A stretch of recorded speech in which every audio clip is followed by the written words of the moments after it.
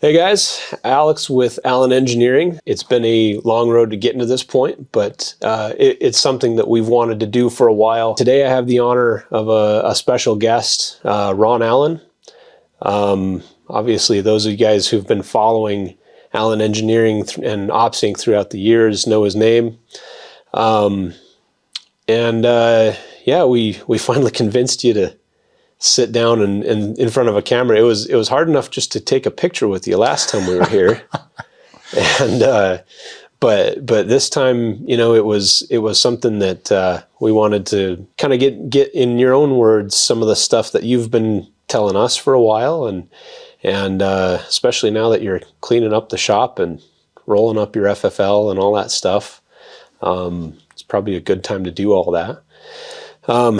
So for those of you guys who don't know, Ron Allen is the proprietor of Allen Engineering, which was the successor to OpSync, which was Phil Seberger's company. It's got a very storied history, and we just want to be able to capture that for you guys, just for those of you who really do appreciate this stuff like we do. So, Ron, let's go back to the OpSync days and how you ran into Phil and how you got to know him, and where did we start? Well, I got a phone call from Phil Seberger, never met him, and he started rambling on about looking for somebody to make suppressors for him. And as soon as he said suppressors, I just clammed up. I didn't want to talk to him. And after I hung up with him, a friend of mine called and said, "Hey, I gave this guy your number, and his name's Phil Seberger, and he's a legit suppressor manufacturer. It's all legal."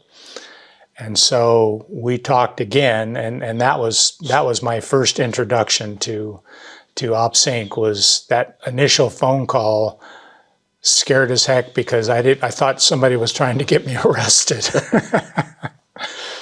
But we met, and he invited me and my dad to come up and visit him in Shingletown, and he showed us what he was doing and asked me to start making some components for him. And I did, and we worked on and off. That was about mid-90s, and I did work for him on and off for a couple years, and then he found somebody else, and then came back to me again, and it was just kind of a wave.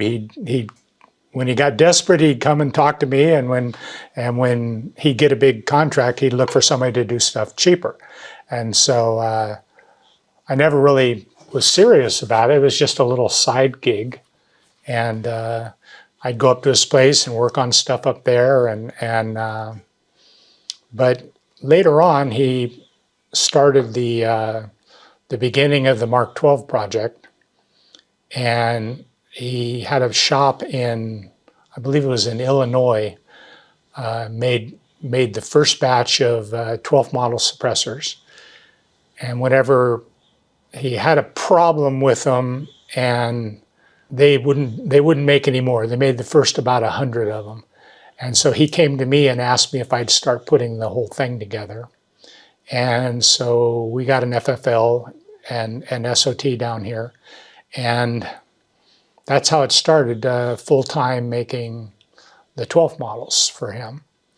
And then we got some orders for some other stuff, but that was basically how we got started with him. Was I used to make some of the old stuff where it was all made out of little pieces and welded together, because he didn't have any CNC equipment, and so he couldn't do, you know, larger complicated parts. And so we started doing that and changing things, and making, instead of a 6-piece part, we'd make it out of 1 piece. And that worked out well. But that's how we got started with him. The ball just kept rolling for years, and I think it made it a lot easier for him, and so he didn't have to worry about the manufacturing anymore. He just had to worry about getting the contracts, and it was probably 90% military stuff then, and then a little bit of law enforcement work. Wasn't doing anything for the civilian market except an occasional suppressor to a friend that lived in a state that could do them. But after a while, we saw that the market was changing and suppressors were becoming more mainstream. And we talked to some of the some firearms dealers that were asking me about, can we buy the suppressors? And I said, well, I'll talk to him. And he didn't want to deal with the general public. He didn't want to deal with dealers and stuff like that.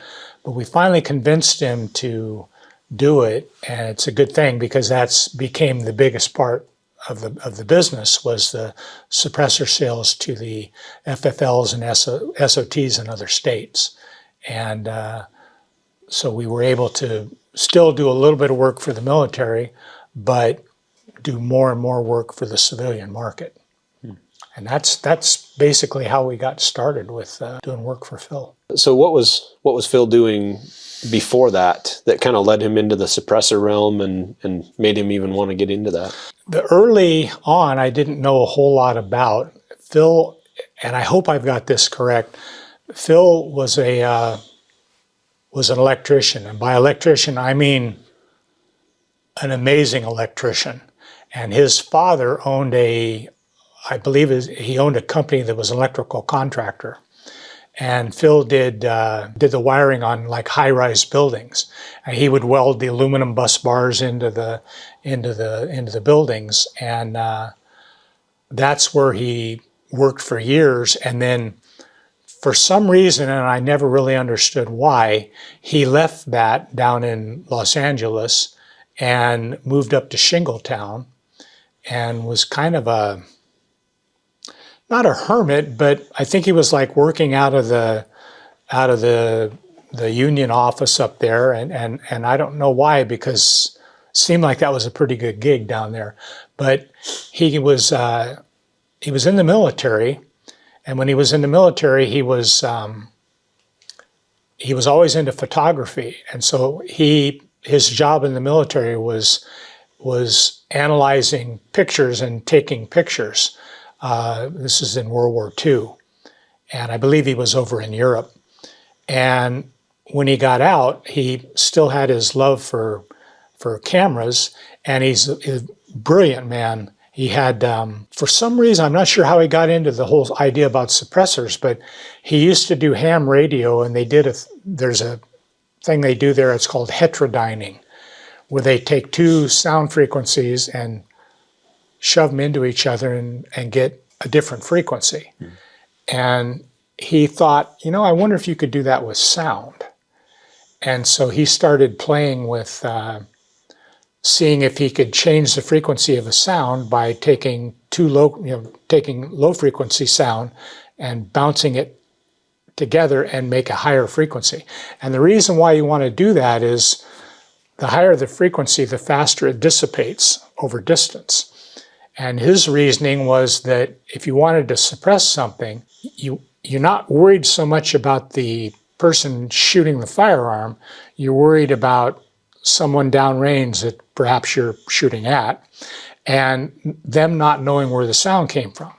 And so that was his reasoning, was to make it so that the sound would dissipate as fast as possible, and the enemy would not know where the sound came from. You couldn't go down and just buy sound test equipment then. So what he did was he figured out a way to use a microphone and an oscilloscope and take a Polaroid camera, the old kind where you put the film in and then pull it out and shake it and open it up.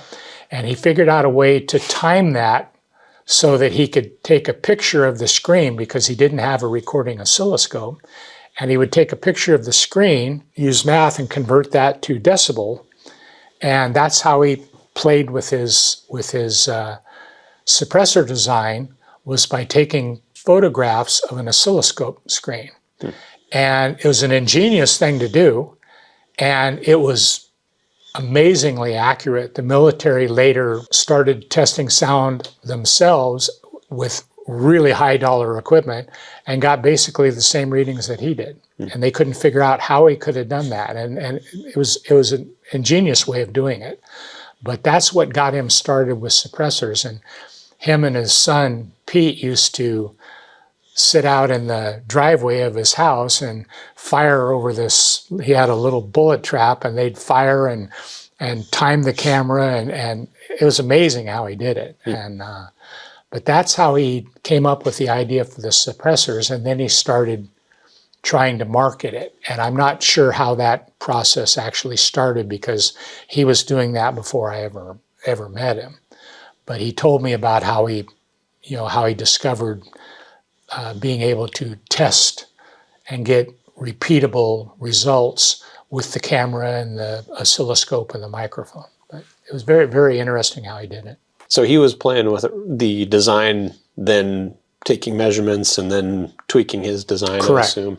He changed everything. He made just constantly would put together different designs and change the baffle spacing, and finally came up with a couple designs that worked well, and then built a finished product, and then was trying to sell them. And he'd go to law enforcement and talk to them, and started getting contacts in the military. And he was probably almost to the point of being annoying, as far as he was very dedicated to making telephone calls. He'd call people every day. He'd make lots and lots of phone calls trying to get somebody to look at his product. And then he finally did. And when they did, they started showing interest, because his suppressors were amazingly quiet, especially compared to what else was on the market. There weren't a lot of really good suppressors on the market back then.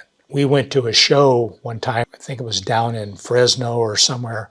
We went to a little police department shoot, and there was several companies had suppressors lined up, and he put his out there, and as soon as it started shooting with it, people started going, "What is that?" Because it didn't sound the same. And as you got farther away from it, like you'd have two suppressors, one of his and one of another company's, and they'd fire, and you'd be right at it, and you go, "That sounds a little different than that one." And then you'd be back 50 yards away, and this one was loud, and this one was just, you'd hear the bullet hitting the dirt bank, and they go, "I can't hardly hear the sound from the shot anymore. All I'm hearing is the bullet hitting." Yeah. And it was pretty cool to watch. He did, like I said, he did an amazing job with it. I imagine that probably freed up a lot of his time once you started getting involved, for him to go and pester people a lot more. Yep, that was his full-time job. He unfortunately, he didn't just pester the people in the military and the contracting and all that. He called me a lot. Sometimes I would spend, probably on average, I spent 2 hours a day on the phone with him. Actually, when I first met him, he was about the same age I am now. He's about 70. Later on, he'd call me, and he'd call me in the morning, and I still hear his voice in the back of my head. He'd go, "Hi, Ron, it's Phil." And he didn't have to say that. As soon as I picked up and heard the first word, I knew it was Phil. But he'd call me and tell me something, and then he'd call me at noon and tell me the same thing. And then he'd call me at like 6 in the evening when I had knocked off work, and be on the phone for an hour and rehash the same thing again. And you know, I was happy that he was communicating and all that, but sometimes I felt like not answering the phone. Yeah, well, and that's always the hard part too, is trying to balance that, exactly. point of exactly getting something done versus drawing on that phone. And for sure. He did make it difficult sometimes, especially when you're right in the middle of an order and you've got a deadline, and he was always very adamant about, we got to make this deadline, and so yeah, it felt like saying, well, don't call me so much, and maybe I'll make the deadline. Yeah. But it was all fine. It was just, he liked to talk. He did like to talk. Well, and one of the things I think you've mentioned to me was how you were able to find some ways to speed up some of his processes. His early designs were obviously, he was. I think you had mentioned he was not a machinist by any stretch, but he was. He was a much better electrician than he was machinist. Sure. And he did the best he could with the equipment he had. And he had an old jet lathe and a old Bridgeport mill. And the way he made the suppressors, it was like a piece and then another piece, and you'd press them together and you'd weld it. And then you put it back in the lathe and do an op. And then you do another op and another op. And then straighten it, and then slot it in the mill. And it was just this tedious process. And so finally, when he started the Mark 12 project, and there was actually enough order size to justify, doing it that way, I made programs up and we started making them in one piece. I told him, I says, we can do this.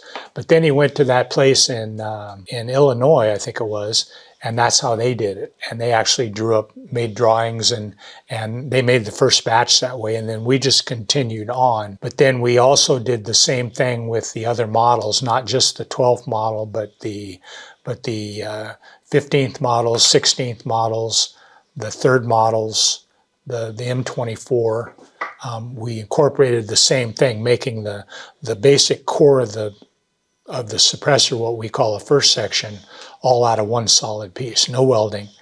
And then that made it much simpler to have everything start out straight and all the dimensions were correct, and you didn't have any chance of something really going wrong, because it was a very simple process to, just a couple operations and you had a complete first section instead of 7 or 8 operations to get a complete first section. So, and then in the beginning, he had a horrible design at the rear of the suppressor on what was actually the M4 suppressor that we call now, or the Gordon clone.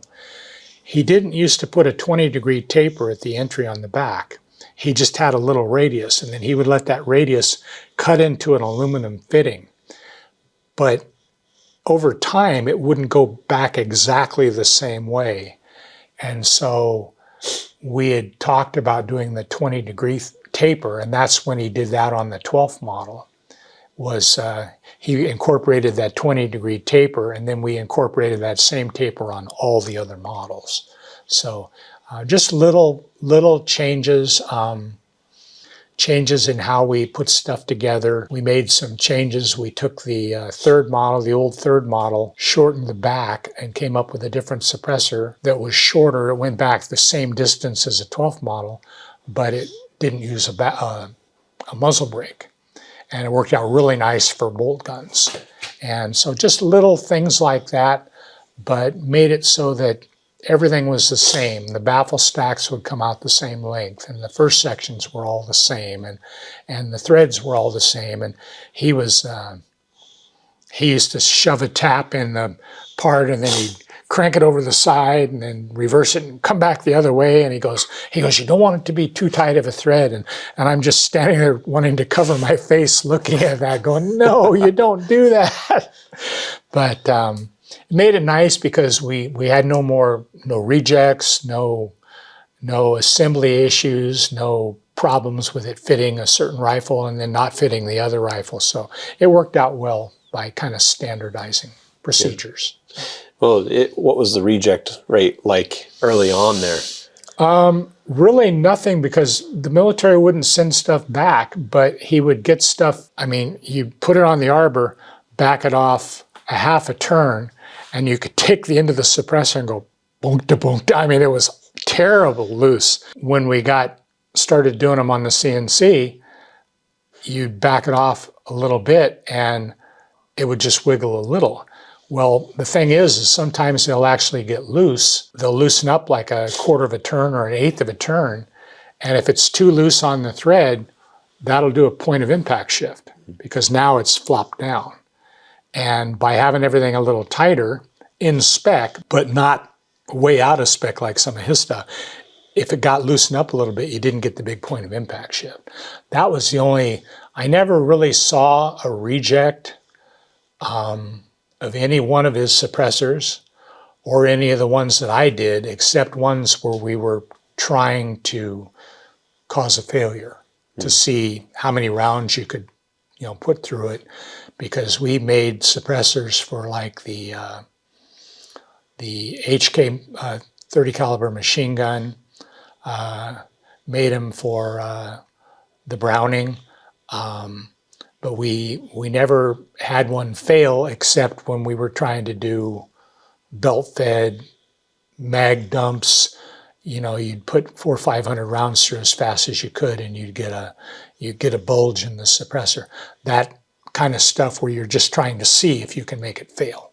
It seems like you really kind of helped dial in some of the machining side of things, though, where you were able to get like that 20-degree taper, and some of those things seem to be like some of the stuff that you had influence on. Am I understanding that correct? Well, we had discussed getting rid of that radius on the corner, because back then that, what they call a Gordon clone now, had an aluminum barrel fitting. The fitting could be put on the barrel, and the fittings it had a taper on it. When you screwed them together and clamped them, the only time that taper works properly is if the fitting is perfectly lined up.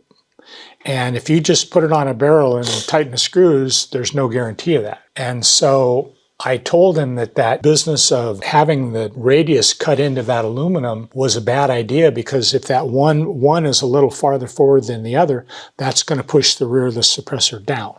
Right. He thought about it and said, yeah, that's what can we do? And we discussed putting a taper and making a solid fitting. And that's when that whole, the M4 thing became just something we didn't make anymore, hardly ever any more of those.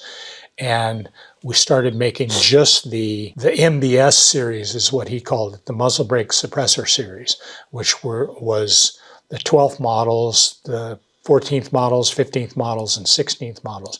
And they all mounted on a muzzle brake. And so we went to that style, and then everything had a 20-degree taper. And we didn't do any more of the little radius, and because he wasn't really set up well to do that on his equipment at home. But for me, it was real simple with the equipment that I had. And like I said, the first time I saw a major run of the suppressors like that was with the 12th models that were done up in Illinois. Tell me a little bit about the transition kind of towards the end there. Obviously he died at one point, but then you kind of took over and did your own thing. How did that kind of progress from Ops Inc. into Allen Engineering? Well, it started basically with a paperwork goof up. Phil was very stubborn about paperwork, and he was so used to selling stuff to the military, to the U.S. military, that when we got an order for the Canadian military, he just said, all we have to do is we don't have to file any forms. There's no paperwork really involved. And I thought that was kind of odd. And there was I think it's called a Form 9 when you export. And he didn't file any of those. And he got audited, and he had already passed away by that time. And they got audited, and there was a fine for each one, and we did hundreds of them. When ATF started, talking to us about it, I don't like getting in trouble, and so I just said, well, what do we have to do? His daughter was a bit argumentative. I think she kind of rubbed the ATF the wrong way. ATF came down on us hard, and we got a big fine. I had to pay half the fine. And I asked her if she would, because it wasn't my fault what happened. And I thought, well, you could at least help me with legal fees, because she had inherited all of Phil's estate. And she said that I was on my own. And so I kind of put my head down. Well, then ATF, the lady came up and said, we're going to take away their FFL, which is going to put them out of business. But we recognize that you're not as much at fault here as they were. And so they said I could keep mine. And then it kind of clicked. I said, well, if I'm going to be on my own, I'm just going to continue this because there's still a market for it. And most everybody knew me because I dealt with the contracts. I dealt with every customer. I dealt with them. Phil didn't deal with them anymore. And so I started telling people that I'm going to continue to make the same product. Here's what it's going to be called. And it's exactly the same. I'm not going to change anything except the engraving on it. And everybody was fine on that. And so that's how we transitioned from the OpSync to the Allen Engineering stuff. And it's not like I had a violent takeover. I just continued doing what I was doing and called it a new name. So. Yeah. After things kind of transitioned, then you were on your own at that point, and Right. it was a pretty hefty fine that they got you with. Yeah, it pretty much wiped out everything. I had to borrow money to pay the fine. The worst part was that when they shut us down for like 5 months. We couldn't sell any suppressors for like 5 months. Then we got the fine. And it was like, oh man, you bleed me dry and then do that. And it was hard. It was really hard. When that finally settled and we got the fine paid and we were able to start selling again, I had continued to put stuff together. I just couldn't sell it. And so we built up a little bit of inventory, not much, but we started selling, and I had a couple of good customers, Steve at Adco and some other people that were ready to buy as soon as and they knew the situation. And so I sent them to them. I got paid for them in a couple of weeks, and we just started working on the civilian market. Didn't do any work for the military. We used to do a little work for Remington, and I stopped doing that and just concentrated on the civilian market. And I liked it. Much more pleasant to deal with. The military bureaucracy is just awful. And there's big contracts there, but I wasn't looking for big contracts. I just was trying to make enough money to pay my bills and try and get ahead a little bit after the fine. So yeah. Well, it's a good thing you dug out from all of that.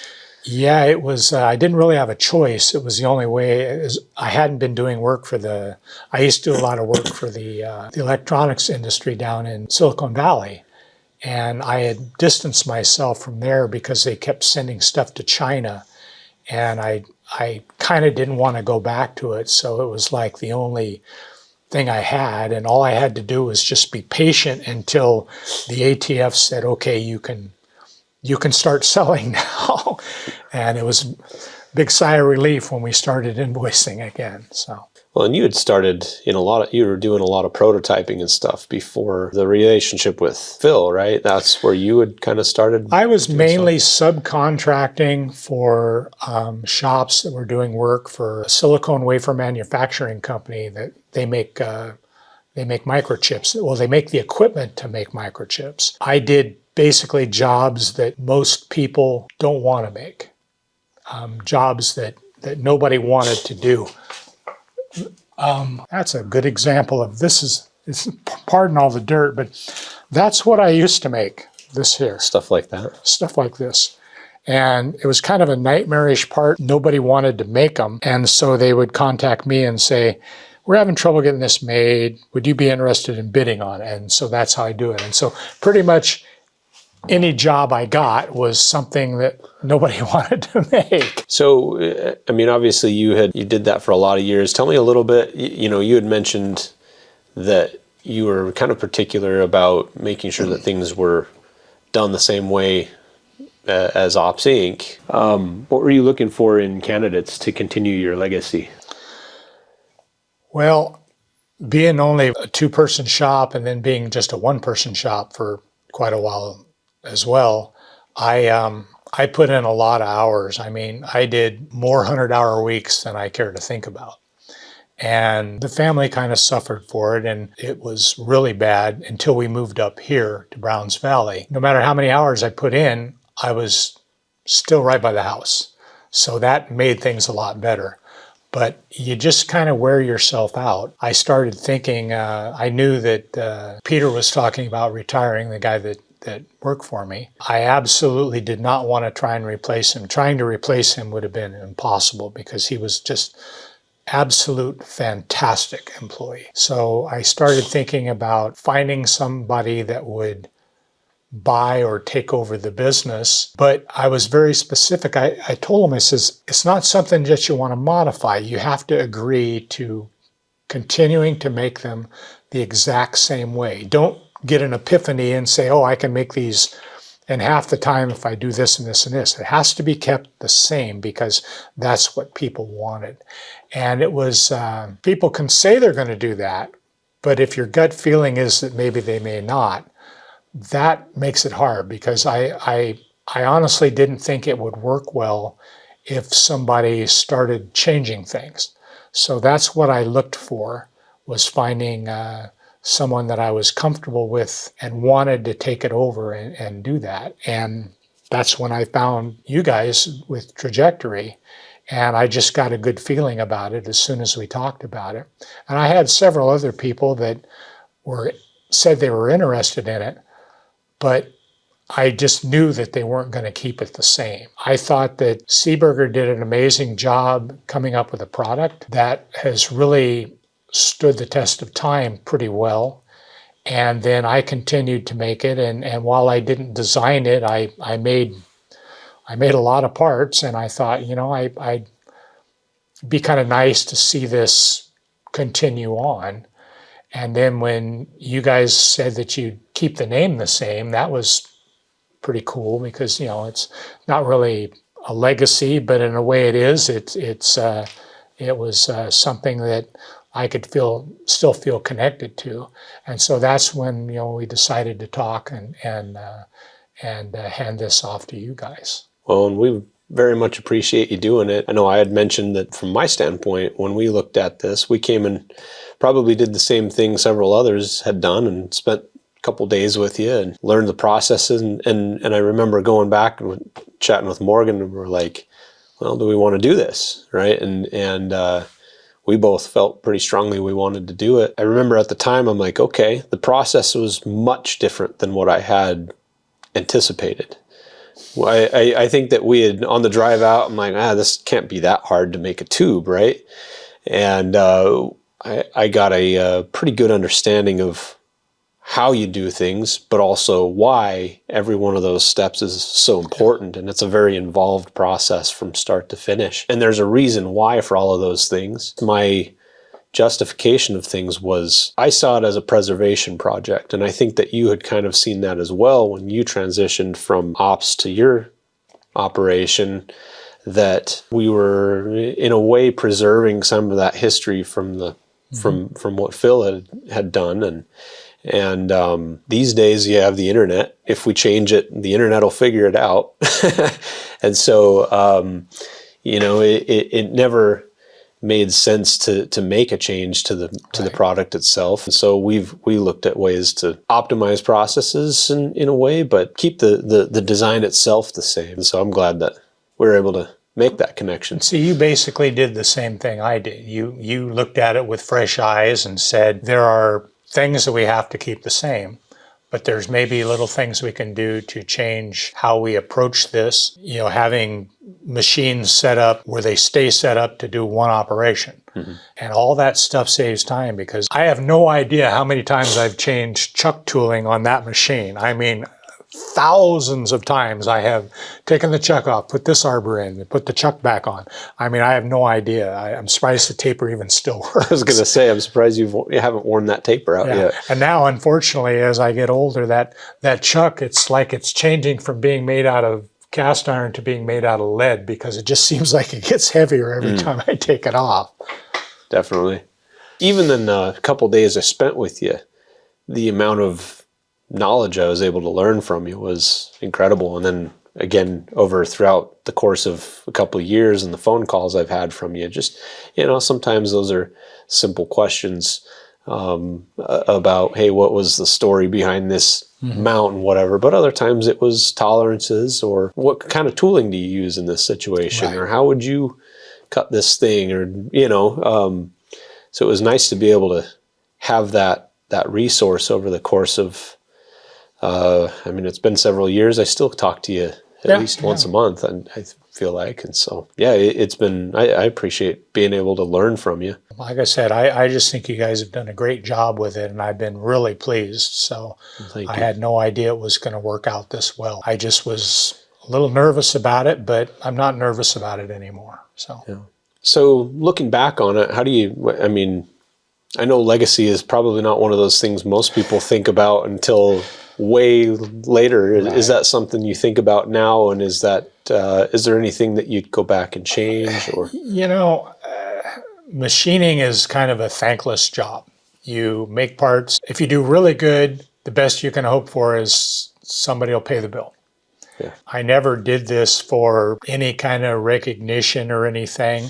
Every once in a while, like the guy just handed me some brochures and asked me to sign them, and it just feels so weird, But I always tried to do my best with the stuff. I answered every phone call. The problems that I had over the phone or the times I lost my temper, I've only had one time where I yelled at a customer and hung up. I really tried to answer the questions and show the best possible courtesy when I was dealing with customers. And the suppressor design is different. The mounting system is different. And there's things you have to understand. And I think I did a pretty good job explaining that over and over and over again. I'm pleased with how it turned out. I'm still it's kind of weird having people call me up and they'll call me up and then they'll say, who am I talking to? And I'll say, this is Ron. And they go, are you Ron Allen? And I'm like, I'm a 70-year-old guy that lives like a hermit up here that I see my wife, my son, the UPS driver and the FedEx driver, and over the course of a 2-week period, that's the only humans I see, And so it's weird to have somebody say, "Oh man, you're like a legend." I'm going, "No, how could you be a legend? All I did was just make something, And so it makes you feel nice. It makes you feel kind of weird, actually, but I appreciate it, and I'm really happy that we were able to have a really good rapport with our customers. I think we did a pretty good job of keeping it clean, keeping it professional, and not having a lot of drama with it. The suppressor world can be full of drama. I used to see it all the time, and I hate it. Yeah. Well, I imagine that's probably why you stay off the... I'm letting you guys handle it. I'm getting long in the tooth, and it's definitely time for me to step away from it. And I was very relieved when I found somebody agree to continue making them. And it's been even better now, 2 years or 2.5 years later. I feel even better about it. So. Well, Ron, it's been awesome to be able to have this conversation with you. I know that the people who are going to watch it, they're going to appreciate it. It's one of those things where, there's so many different channels out there, and everybody's got their own opinion of what has happened and who does what and where things are at the time, and so but mostly I just wanted to be able to preserve this story with you and try to give something back to our customers and the people who appreciate the historical aspect of the weapons industry, because there is some unique, cool stories out there. Yeah. And so, and I personally think that yours and Phil's have been a story that's worth keeping around. So, I appreciate you having this conversation. And I know the first thing you said when I asked you to do it was, "Well, I don't really care for interviews," but anyway, it's been good to do this. So, okay, well, thank you. I appreciate it. Like I said, I'm still a little nervous, but I'll go up and have a cup of coffee, and it'll all go away. Yeah. Well, we appreciate you guys watching and sticking with us through the years, and we appreciate everybody that is part of this process with us of preserving this history. Our customers, you guys are directly responsible for carrying on this brand as much as we are. So we thank you guys, and we hope to continue to do business with you throughout the years. So thanks, Ron. It's been a pleasure. Yeah. Take care.